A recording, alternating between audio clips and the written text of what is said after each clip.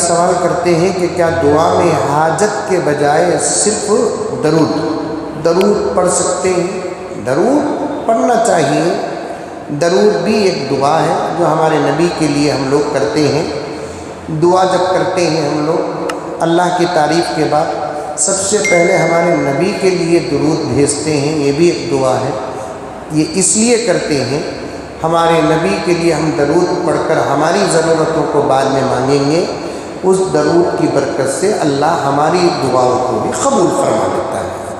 حدیث میں آتا ہے جو دعا اللہ کی دو تعریفوں کے بیچ میں آ جاتی ہے اور نبی کے درود کے بیچ میں آ جاتی ہے، اللہ تعالیٰ اس دعا کو ضرور قبول فرماتے ہیں۔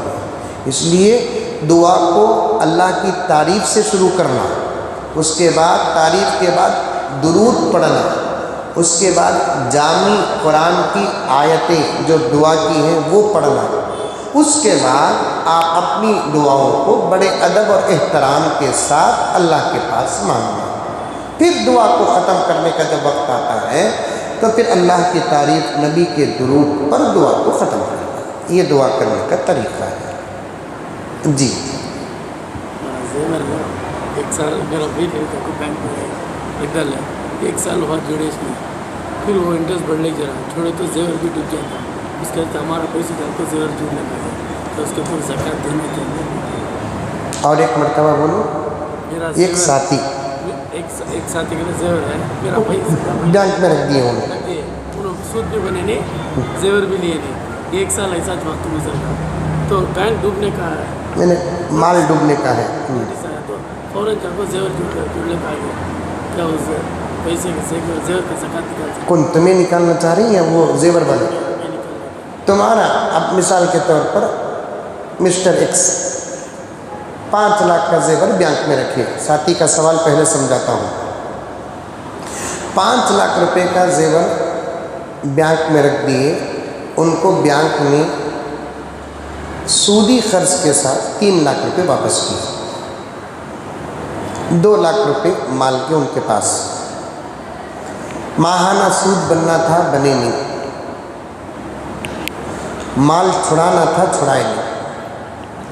اب اتنا سود بڑھ گیا، اصل قرض سے انٹرسٹ زیادہ ہو گیا، اب ان کا چھڑانے کا بھی ارادہ نہیں ہے۔ اب ایسی صورت میں اور ایک دوسرے ساتھی جا کر اس مال کا بزنس کرتے ہیں، کہتے ہیں کہ تمہیں چھڑائی نہیں تو پرواہ نہیں، میں پیسے دے کر چھڑا کر میں نکال لیتا ہوں، ممکن ہے کہ شاید سستے میں مل رہا ہو۔ تو اب انہوں کیا کیے، دوسرے ساتھی جا کر پیسے دے کر مال لے کر آ گئے۔ اب ان کا سوال یہ ہے، یہی تو ہے جس کا مال تھا وہ جا چھڑا لگا، میرے حال چھڑا لے کر، اب میرا مال تھا میں جا کر چھڑا لے کر آیا، پیسے تو میں جا کر چھڑانے کے لیے میں جانا ہے، لیکن خریدے تو آپ ہی تو ہیں۔ تو امانت دے دو، امانت دے دو۔ ایک کام کرو، یہ سوال دودھ پیتے نا وہاں پہلے بیان کر ڈالو کیونکہ وقت جا رہا ہے، تمہارے ذہن میں ایک ہے، تمہارے ذہن میں ہے کہ تمہارے ذہن میں ہے، تو بعد میں کریں گے، بل پہلے میں سوال سمجھ جاتا ہوں، بعد میں جواب دیتا ہوں۔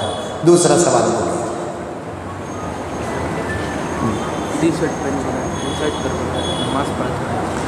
یہ ساتھی سوال کر رہے ہیں ٹی شرٹ پہن کر یا انشرٹ کر کے نماز پڑھے تو نماز ہو جاتی؟ نماز ہو جاتی لیکن مکروہ ہے، سمجھ میں آئی بات ہے۔ اور اگر حد سے زیادہ آپ کے جسم کا عضو نظر آتا ہے تو مکروہ ہی نہیں ہوتی نماز، بلکہ نماز فاسد ہو جاتی ہے، ٹوٹ جاتی ہے۔ جیسے آج کل کے پیانٹا ہی نا جو کمر سے اتر کر پیر کی ہڈی تک پہنچ چکے ہیں، اور اس حالت میں اگر رکوع کرتے ہیں تو پیچھے کا پورا حصہ نظر آتا ہے، اس صورت میں نماز فاسد ہے۔ جی مکروہ، انشرٹ کر کے پہننا بھی مکروہ ہے۔ جی روزے کی حالت میں گلوکوز اور گلوکوز چڑھائے تو روزہ باقی ہوتا ہے؟ روزے کی حالت میں گلوکوز چڑھانے سے روزہ ٹوٹتا نہیں، سمجھ میں نہیں، بی پی لو ہو یا زیادہ، طاقت حاصل کرنے کے لیے گلوکوز چڑھاتے ہیں تو مکروہ ہو جائے گا روزہ، لیکن روزہ نہیں ٹوٹتا، سمجھ میں بات ہے، کیونکہ گلوکوز جو ہوتا ہے رگ میں چڑھتا ہے، دوا جو ہوتی ہے وہ رگ میں چڑھتی ہے. روزہ کب ٹوٹتا ہے؟ منہ کے ذریعے سے یا کسی اور ذریعے سے پیٹ تک چلے جائے کوئی چیز، تب جا کر روزہ ٹوٹتا ہے. گلوکوز چڑھانے سے روزہ نہیں ٹوٹتا. جی تراویح کی 20 رکعت میں ہر دو رکعت میں ثنا پڑھنا ہے یا امام صاحب سورہ فاتحہ شروع کا ثنا پڑھنا نہیں؟ ہر دو تراویح کی 20 رکعت میں ہر دو رکعت میں ثنا پڑھنا ہے کیا؟ ہر دو رکعت میں ثنا ضرور پڑھنا ہے، کیونکہ ہر دو رکعت نئی نماز ہے. نئی نماز میں تکبیر کے بعد آپ کو ثنا پڑھنا سنت میں داخل ہے. ہاں آپ ثنا پڑھ رہے تھے، امام صاحب سورہ فاتحہ شروع کر دیے تو آپ وہیں ثنا کو روک دینا چاہیے. اگر آپ معلوم نہیں تھا پڑھ لیے آپ کی نماز میں کوئی فرق نہیں آتا، خلاف سنت ہے.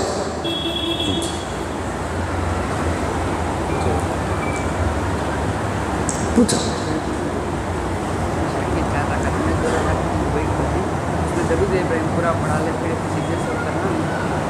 امام کے ساتھ پڑھ رہے ہو؟ امام کے ساتھ اگر آپ نماز پڑھ رہے ہیں، دوسری رکعت میں عشاء کی التحیات پڑھ کر اٹھنا، بجائے اٹھنے کے آپ درود بھی پڑھ دیے، امام کے ساتھ پڑھ رہے ہیں تو آپ پر سجدے سہو نہیں ہے. اکیلے نماز پڑھ رہے ہیں، دوسری رکعت میں التحیات پڑھ کر تیسری رکعت کے لیے اٹھ کر کھڑے ہونا. تیسری رکعت کے لیے اٹھ کر کھڑے نہیں ہوئے، بھول کر اگر آپ درود شریف پڑھ دیے، اللہم صلی علی تک پڑھ لیے، یاد آ گیا مجھے اٹھنا تھا نہیں اٹھا تو فوراً اٹھ جانا. محمد اگر آپ پڑھ دیے تو پھر آپ کو اٹھ کر کھڑے ہو کر پوری نماز کر کے آخری رکعت میں التحیات کے بعد ایک سجدہ پھیر کر، ایک سلام پھیر کر 2 سجدے کر کے پھر اپنی نماز کو کنٹینیو کرنا. اس کو سجدے سہو کہتے ہیں. جی لک الحمد لک شکریہ اللہ. اللہم صلی علی سیدنا نبینا مولانا محمد وبارک وسلم. ربنا آتنا فی الدنیا حسنہ وفی الآخرۃ حسنۃ وقنا عذاب النار. ربنا ظلمنا انفسنا وإن لم تغفر لنا وترحمنا لنکونن من الخاسرین.